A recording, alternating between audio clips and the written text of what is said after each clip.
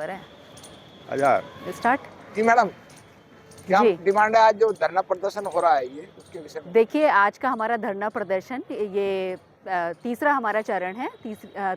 हम लोग जो यहाँ पर एकत्रित हुए हैं, तो हमारा जो जिस लिए हम लोग इकट्ठे हुए हैं, ये बहुत जो संविधान के जो मौलिक अधिकार हैं, जिनका लगातार इस देश में हनन होता आया है, और SC ST OBC के साथ जो भी अन्याय अत्याचार हो रहे हैं लगातार, और हमारे मौलिक अधिकारों का जो हनन हो रहा है, उसके खिलाफ में हम लोग यहाँ पर इकट्ठे हुए हैं।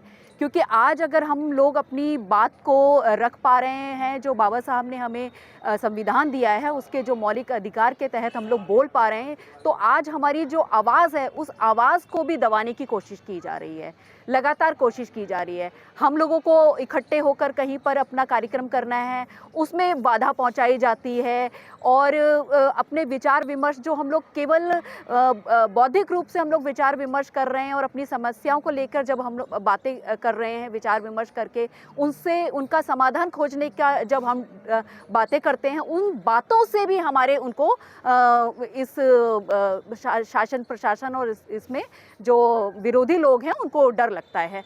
केवल क्योंकि विचार ही हैं जो इंसान को कहीं तक पहुंचा सकते हैं। विचार ही जो वैचारिक जो एक आग होती है, उसी से क्रांति जो है वो होती है, उनको जन्म लेती है क्रांति।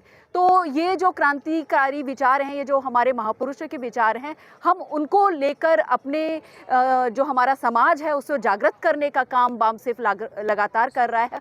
उस जागृति से जो विरोधी लोग हैं, जो BJP RSS के लोग हैं, वो इतने घबराए हुए हैं कि वो हमारे कार्यक्रमों को भी अब विफल करने के लिए हमें एक तरीके से इस जो परमिशन हो या हमें करने की जो सहमति देने वाला जो कार्यक्रम है, प्रशासन वो बार बार रोक लगाता है, बार बार अवरोध हमारे रास्ते में खड़ा कर रहा है।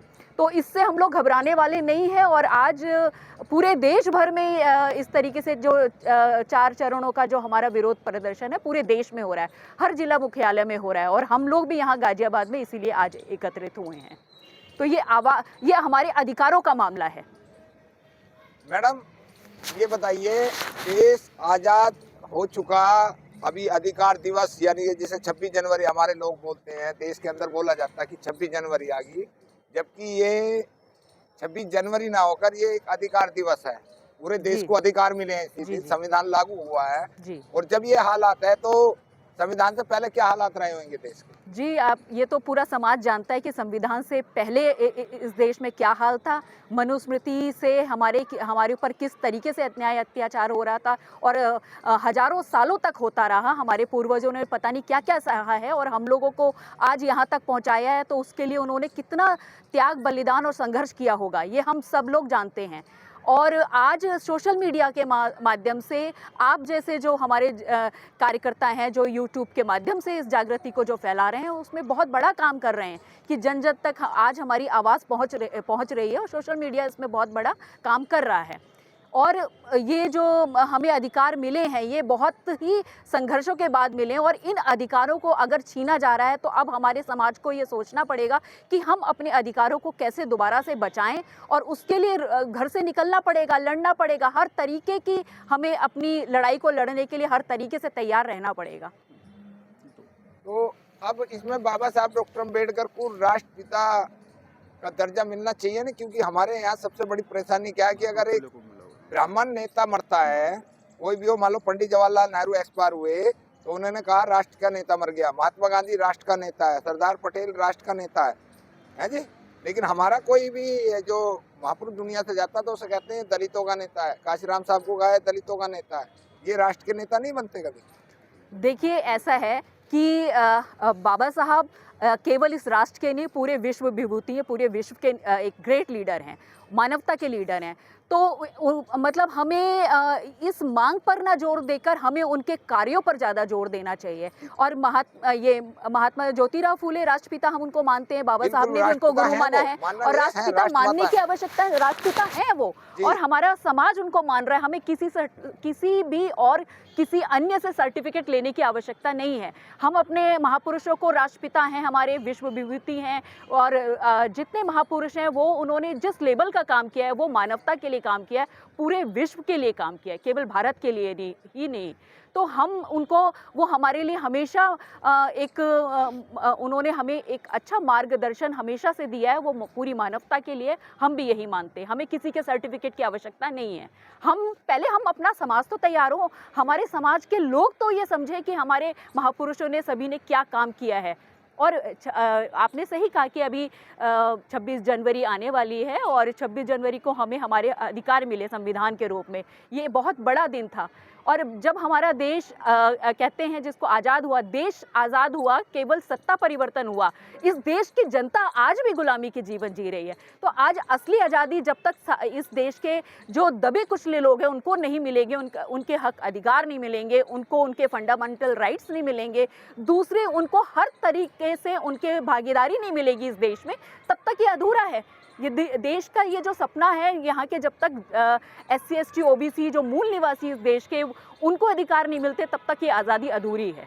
जब तक उनको अधिकार मिलेंगे तभी आज़ादी पूरी मानी जाएगी। कहा ना, देश की आज़ादी से पहले स्वतंत्रता, आज़ादी हमें चाहिए। जी, हमारा जो समाज गुलाम है, जो सदियों से गुलाम था और आज भी गुलाम है, आज भी बीमार है, जब तक उसको इलाज नहीं मिलता तब तक ये आज़ादी अधूरी है। और ये बात मैं नहीं कह रही, ये हमारे बड़े बड़े लीडरों ने कहा कि ये आज़ादी झूठी है, देश की जनता भूखी है।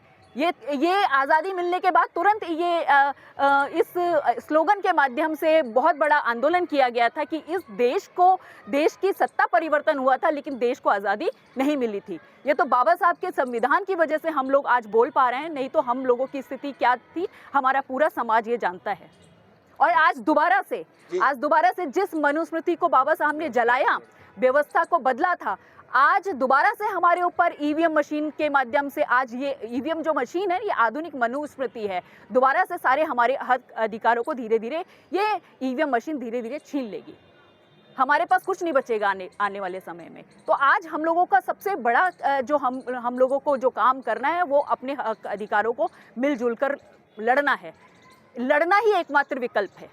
धन्यवाद। व्यवस्था परिवर्तन के लिए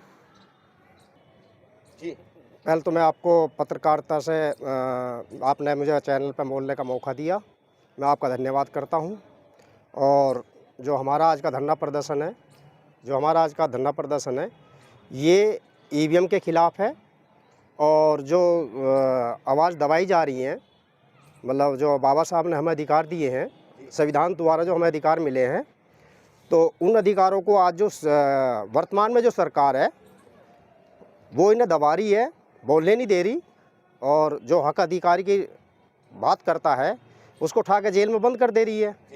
तो हमारा जो मेन मुद्दा है, ये हमारी जो आवाज़ जो दबाई जा रही है, हमारा कटक में जो अधिवेशन होने वाला था वो इन्होंने रद्द करा है जानबूझ के। और वो उसमें सबसे बड़ा जो हाथ है वो RSS का है।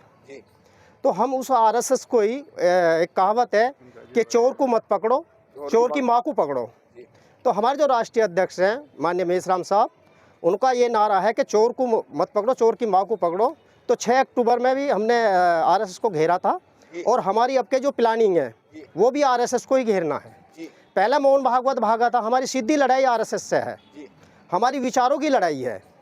हमें संविधान जो है हक अधिकार देता है, और जो वर्तमान में जो सरकार है, ये मनु की जो सरकार बनी हुई है, ये हमें दबाती है। अधिकार जो मांगता है उस पर ही रासुका लगा के, मुकदमे लगा के उसे जेल में भेजती है।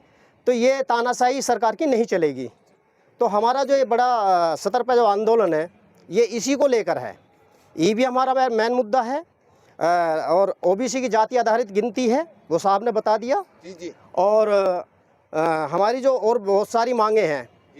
ठीक है जी। आज की मेन मांग क्या है DM साहब से, बस आज की बताइए। DM साहब से जो हमारी आज की मांग है वो ये है कि जो हमारा जो कटक में जो आंदोलन, जो हमारा कटक में जो राष्ट्रीय अधिवेशन होना था, वो किसी के दबाव में, किसी के क्या, RSS का जो मोहन भागवत है, उसके दबाव में आकर वहाँ की जो सरकार है कटक की, उसने तुरंत ही हम फैसला लिया, जबकि हमारी परमिशन हो चुकी थी।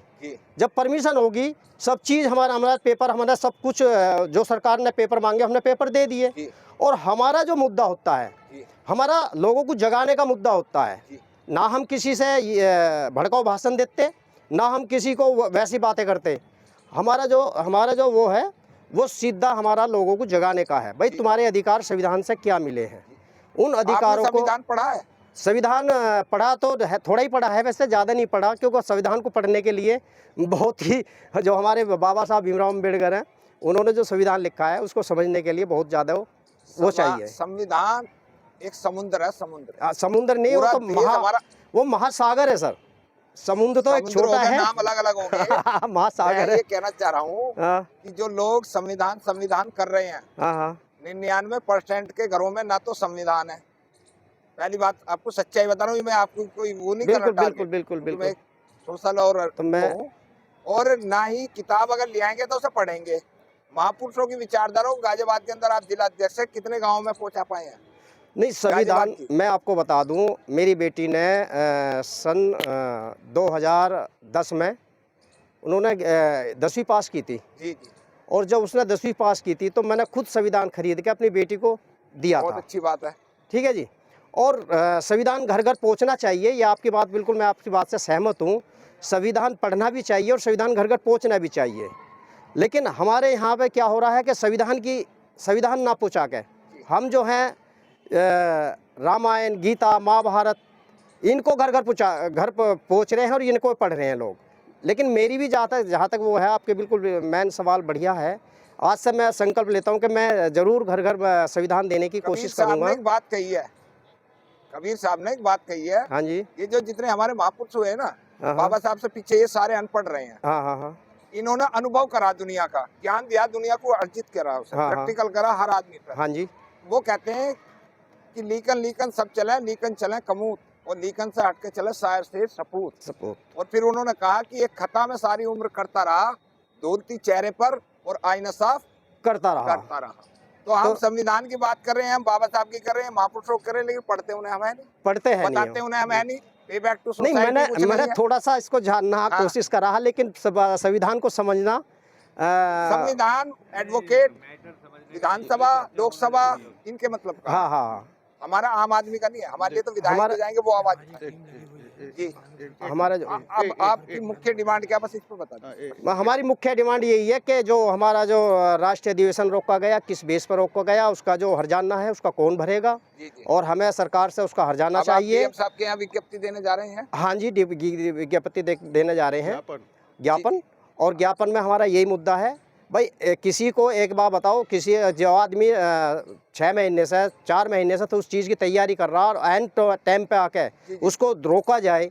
मेन मुद्दा है हमारी आवाज़ क्यों दबाई गई वहाँ पे जाके, और उसका हर्जाना। हाँ, हमारा जो हमें जो बाबा साहब ने जो फंडा राइट दिया है उसको क्यों दबाया जा रहा है इस देश में।